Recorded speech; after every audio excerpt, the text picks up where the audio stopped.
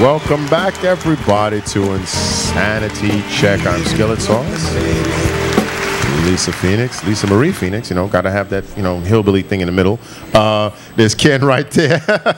And there's that Bronx Cat 8 over there. We are talking with Lisa today on our one-year anniversary of Insanity Check.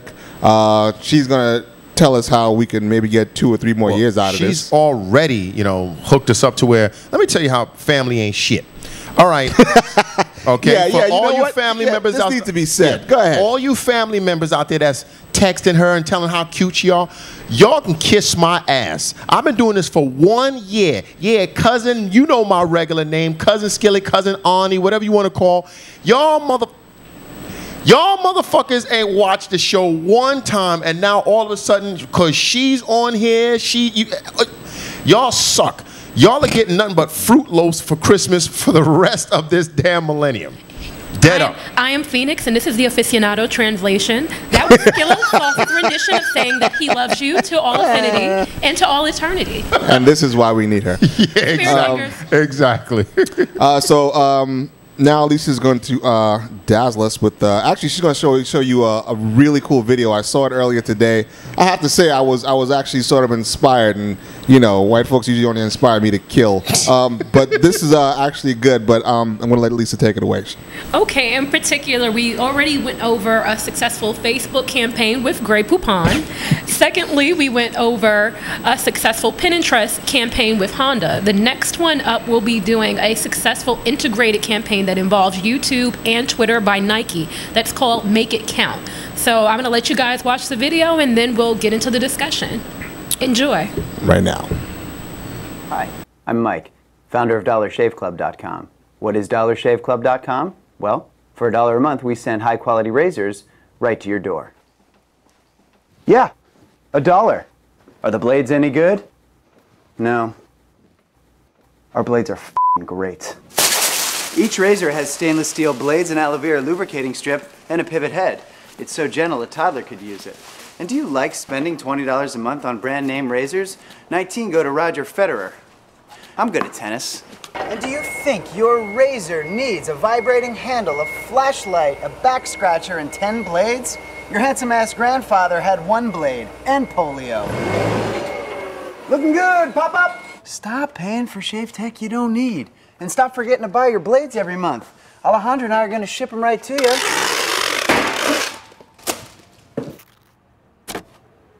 We're not just selling razors, we're also making new jobs. Alejandro, what were you doing last month? Not working. What are you doing now? Working. I'm no Vanderbilt, but this train makes hay.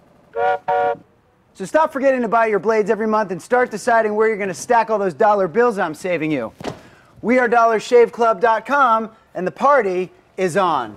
I know karate, I know jiu-jitsu, and drive like a gangster when I'm coming to see you, see you, see you, see you. All right, perfect. All right, as opposed to the Nike video, we've actually kicked off with the Dollar Shave campaign.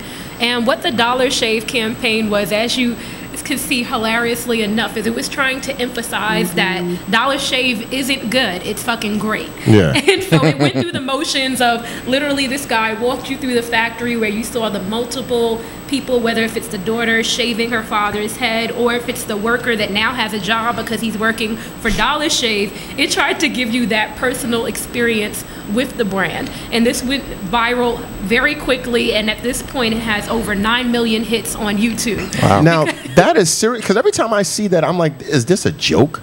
I always think it's a joke, because he burst through the tissue paper and all this. I mean, you've ever seen this? No, I've never seen this particular video. Yeah, I've heard Dollar Shave commercials. It's so campy. I'm thinking this is a send up. It's almost like it's campy, it's cliche, but it stays in your memory. Yeah, no, it definitely, because he's just such a smarmy ham. It's just ridiculous. And then I'm like, who's actually going to use these disposable razors? I thought the whole thing was just a joke, but it plays all the time. It played very well, and it's taking that that parity to the extreme level. I always see when the most successful campaigns with companies that go that route is you either have to be extremely serious or you have to parody to the point of no return. Yeah. There's nothing in between. You can't border on comedy and play it safe. If you're going to go there, you have to go all the way. Yeah, it's like the And Old Spice things where that's those what I dudes was about to going. say. Yeah, Literally, if you're going to be on a horse or if you're going to be the most interesting man in the world, you have to take it all the way or not at all. Or otherwise, you have to be the polar opposite and try to get money and donations for a kid in Africa. So you either have to be extremely serious or you have to be parody nation. And with the Dollar Shave Club, they did this impeccably. And it helped in increasing their sales. But like I said, 9 million hits later, people were remembering their purpose because they still, though they did it in a comedic way, they drove that point home from the beginning of the commercial to the end. No, that makes sense. Why spend all of this money for all of these cartridges and all the rest of that stuff when they could just send you a whole bunch of these things that shave the same way? It shaved, so it made sense. I mean, I did remember it. I mean, I thought the commercial was ridiculous, but it did make sense. It did make sense, and people went time and time again where you want to have that lasting effect where in addition to your commercial being in heavy rotation, you want to have that shareable effect where people want to share with their friends and family. Like, did you catch that part? The most hilarious part to me, especially, I saw this last year in the process, in the heart of me trying to get Phoenix together, and the part that stood out the most to me is him pushing one of his employees in a wheelbarrow, where he's like, what were you doing last week? Not working. What are you doing this week? Working. And that was a very good actress because she looks like a real illegal to me. So, just want to put that out there. Just when you thought that he couldn't be topped with the worst comment of the day. Insanity check, baby. And with that one being done, our next case of keeping it real goes right is the Nike one that I just referred to. So we're going to segue into the Make It Count campaign. Hear less of me, see more of what makes it count next.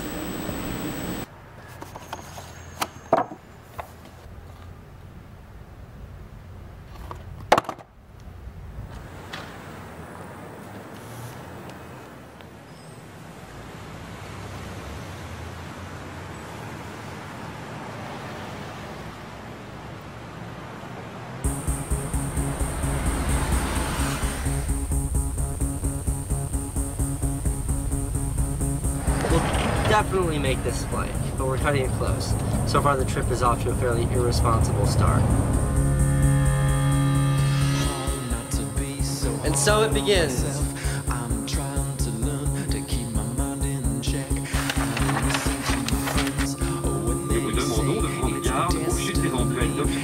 We got to Paris, 17 degrees outside. The airport, Yeah, welcome to Cairo.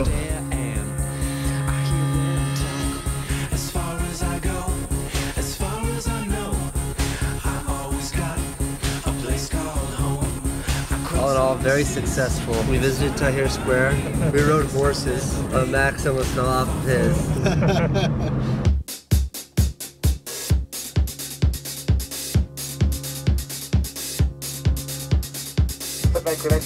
Now commence our descent. We're in Johannesburg, South Africa right now. Just got to Zambia.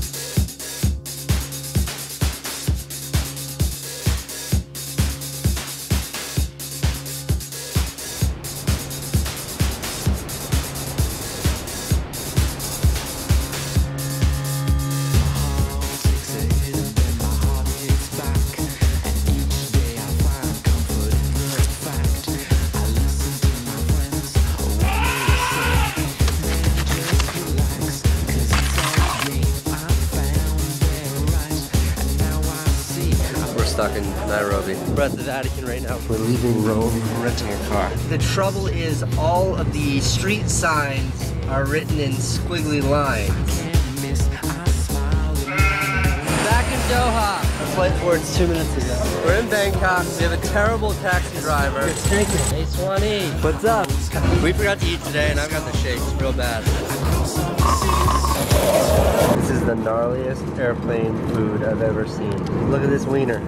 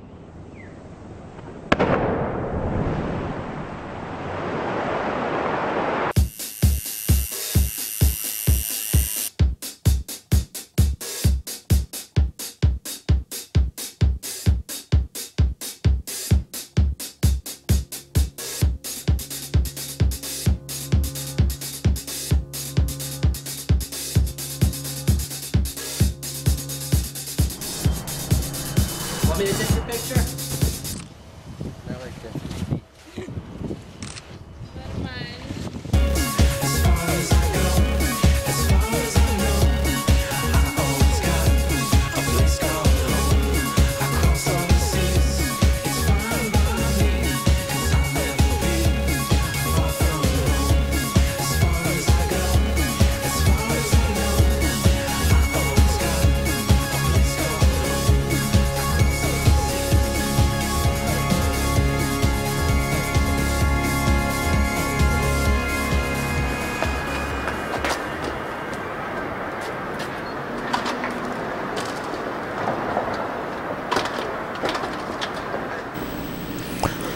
And there was the Make It Count video by Nike.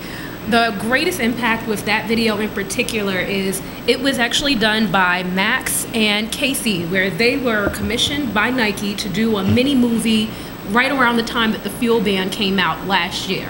And as opposed to them doing this mini movie, they decided to take the money and literally travel the world with it. And they shot all this footage in less than 10 days. 10 days, 13 countries, and they crushed it. And that ended up being better than any mini movie that they could create in the studio. You know, so it literally inspired leagues and leagues of people. 8 million hits later on YouTube to hashtag Make It Count. And so that's where the integrated factor came into play. So not only were they playing this video on YouTube, they were also sitting there and they were going on Twitter and they were creating their own statements of how they made it count. They also created their own counter YouTube videos with their hashtag Make It Count of how many strides they took and where across the country they were inspired to go to. And there was a series of kind of like customer inspired videos that weren't funded by Nike that resulted from this Make It Count campaign that shows how you can pay it forward and influence and create brand ambassadors through your campaigns. So it's the polar opposite from the approach that we just witnessed with the Dollar Shave campaign, where it was like, let's keep it clever and make it viral from that capacity. This was like, hey, let's take a more serious approach and showing a day in my journey to inspire you to take that extra mile. Well, yeah, it worked. I mean, like I said, I genuinely liked that video. I was inspired to hop a plane and fly somewhere, but of course I have no money, so couldn't do that. But no, it was a very good video. I truly enjoyed it. Actually, as soon as I saw it, I shared it with like 4 or 5 people. So there you go. You got 5 more hits. And before we go to the next thing, I'm sorry, family. I was kind of hard on you. I realized that you were actually just tweeting her or Instagramming her, whatever the hell you young people say today. And I love you. If it was up to me, I think that he still owes you some Fruit Loops in addition to your Christmas gift this year. Well, now that we got that disgusting portion of the show over with, what's the next thing we're going to see, Lisa? The next and final video that I'll be showing you today of another successful campaign is actually by our friends at Snickers. And the reason why I say my friends is because I'm hoping that you sponsor me and give me a case of Snickers along with a side crate of Red Bull, and that can get me through a full work week. So let's make that happen.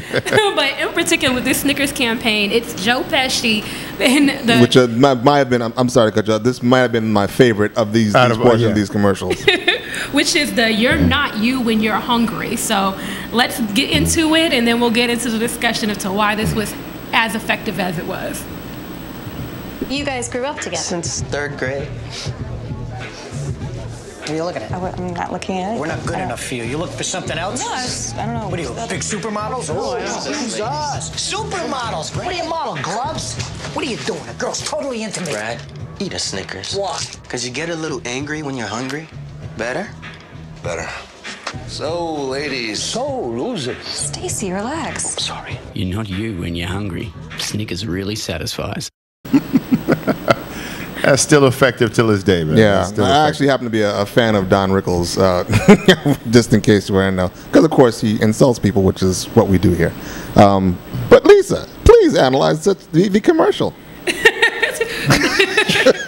I can't stand it for that. But the reason why I love that commercial so much is not only is it memorable and it has that share effect, The product placement was impeccable. That screamed Snickers through and through, and it made you want to crack on a friend every time that they weren't being themselves. You automatically, now that became the new thing where it's like, you're not you're hungry, go eat a Snickers. You know, it became a new catchphrase, and whenever you can actually keep your brand in people's mouths, that's the best place that you can reside.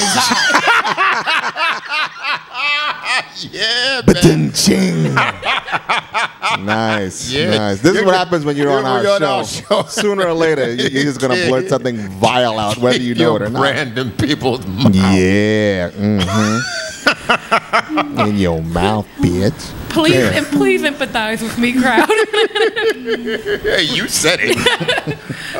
But in particular, it was very effective due to that fact. So they created a series of brand ambassadors where whether if you were already a Snickers eater or if you experimented just off of seeing this commercial, you had a new catchphrase to use against any of your friends go eat a Snickers. that weren't acting like themselves. Yeah. Even with one actress, and they got a number of stars and personalities to participate in the campaign on Twitter, and they pretty much would do a series of tweets back to back that were the polar opposite of their persona. So if it was an actress that's only known for modeling, she would have a series of tweets about rocket science or politics, and 5 in a row, and then later she would have a picture with her and a Snickers that says, "Now I'm okay." Oh, okay. Followed by a status that would say, "My account has not been hacked." So that way people knew. Wow. And that campaign was really effective because people were retweeting the mess out of her doing political tweets, or it would be the comedian doing extra serious tweets, or it would be the musician now doing something like he's a stagehand or something. So it was hilarious where it got people to kind of play on it, where even if they weren't affected negatively, it just made them want to be that character and portray and be that next Joe Pesci where they just mad for no reason. So I love that campaign for that reason. It was another play on keeping it integrated, making it work in YouTube, but translating it across areas where people could effectively still see the campaign on Facebook or Twitter without having to watch the video, but still being able to get the point and drive it home. And that kind of brings me to my next point in a kind of recap capacity of Our next point, which she will continue, Lord knows, when we come back. God damn, you know you talk a lot, but he's just got to cut you off mid-sentence. But this is just the wealth of information in this young woman. We'll be back in a couple of minutes.